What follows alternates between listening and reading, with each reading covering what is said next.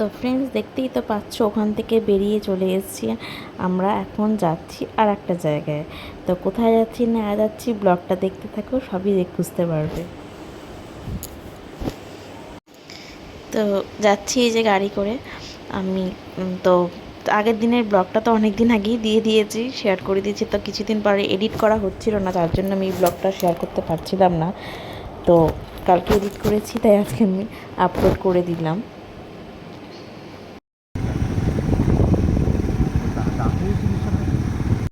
তো দেখো বন্ধুরা, আমরা কোথায় চলে এসেছি বলো তো। এটা হচ্ছে শাহুডাঙ্গি আশ্রম। তো এই আশ্রমটাতে আমি ফার্স্ট টাইম এলাম। খুব সুন্দর, মানে শান্ত স্নিগ্ধ একটা আশ্রম। তো আশ্রমে এসে একটা অদ্ভুত গাছ দেখতে পেলাম, যে গাছের গোড়াতে প্রচুর ফল ধরে আছে। মানে গাছটা অস্বাভাবিক সুন্দর দেখতে। আর এই যে সামনেই দেখতে পাচ্ছ মন্দির, আর প্রচুর গাছপালা।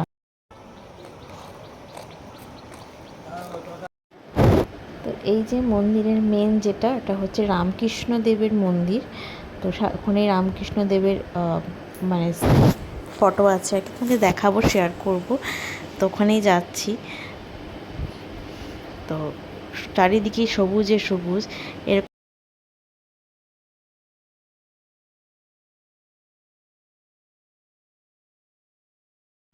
তো এই যে দেখতেই পাচ্ছ, এটা হচ্ছে রামকৃষ্ণদেবের প্রার্থনার জায়গা আর কি।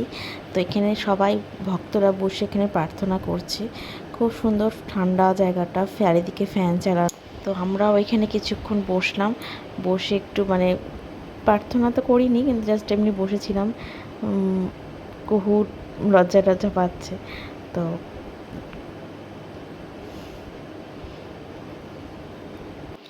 এই যে আমি আরও কাছের থেকে তোমাদের দেখিয়ে দিলাম, দর্শন করে দিলাম মা শারদামণির, বাবা রামকৃষ্ণ আর স্বামী বিবেকানন্দের ফটো।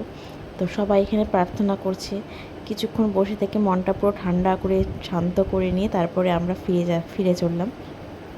তারপরে ওখান থেকে প্রসাদ নিয়ে নিলাম, সুজি আর জিলেপি।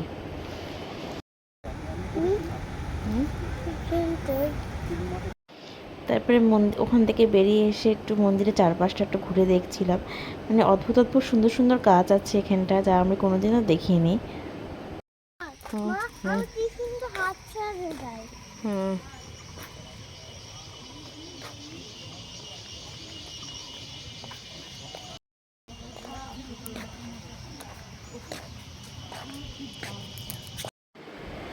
আর এই দেখো এখানে পদ্ম চাষ হচ্ছে। তো আমি এটা ফার্স্ট টাইম দেখলাম, কিছুদিন আগে তোমাদের মানে ভিডিও ফটোতে দিয়েছিলাম এই পদ্ম গাছটা। খুব ভালো লাগলো দেখে পদ্ম গাছটা, আমি কোনোদিন দেখিনি, ফার্স্ট টাইম আমার। তো বললাম না, এখানে অনেক অদ্ভুত অদ্ভুত গাছ আছে যেটা আমি কোনোদিন দেখিনি। তার মধ্যে এটা একটা দেখো, এটাও আমি কোনোদিন দেখিনি। তো এই যে এটা হচ্ছে সব মানে সন্ন্যাসীদের। তারপর এটা হচ্ছে দেখলাম মা শারদামণির আটটা মানে স্থান আর কি। এখানে মা শারদামণি বসে আছে। তো সবাই একটু প্রণাম করে নিও তোমরা।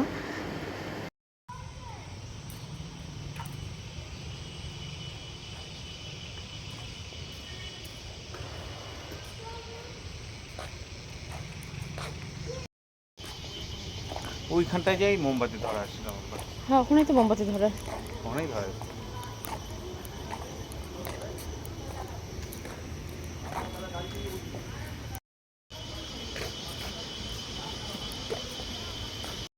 তো তোমার দাদাভাইকে বলছিলাম যে খুব সুন্দর জায়গাটা নিয়ে আসলে আমাকে। তো আমি তো নিয়ে গেছিলাম কামাখ্যা মন্দির, আর ও নিয়ে আসলো আমাকে শাহুডাঙ্গি আশ্রমে। তাই বলছিল যে দেখো কতটা শান্ত পরিবেশটা। আমি বলছি না গো, সত্যি খুবই শান্ত আর স্নিগ্ধ পরিবেশ। তো তারপর আমরা এখান থেকে বেরিয়ে যাব। প্রচণ্ড গরম ছিল আর ভালো লাগছিল না। তো যেহেতু এখানে অনেক গাছপালা ছিল, মশার উৎপাতটাও ভীষণ ছিল। তো তাই জন্য বললাম তাড়াতাড়ি বাড়ি চলার ভালো।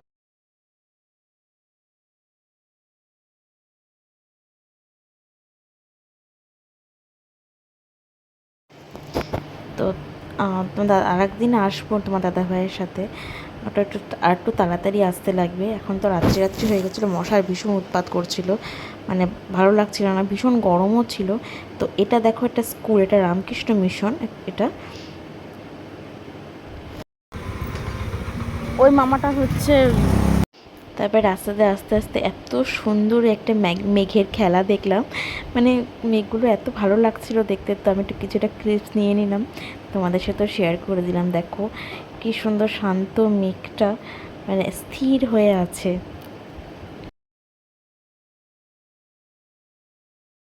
তারপর তোমার দাদাভাই বললো কি খাবে বলো, তো আমি বললাম মোমো চাউমিন তো প্রায় প্রতিদিনই ধরতে গেলে খাই, তো চলো আজকে কিছু অন্য কিছু খেয়ে দেখি। তা বললো চলো।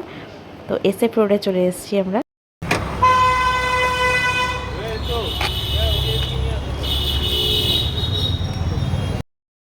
তো SF রোডে চলে এসেছি, এখানে আমরা কুল্লার পিৎজা খাবো।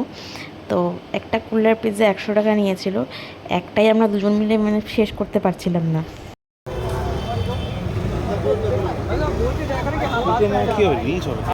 তো এই যে কুল্লার পিৎজাটা, তো আমি ফার্স্ট টাইম খেলাম, আমার খুব ভালো লেগেছে। তো আজকের মতো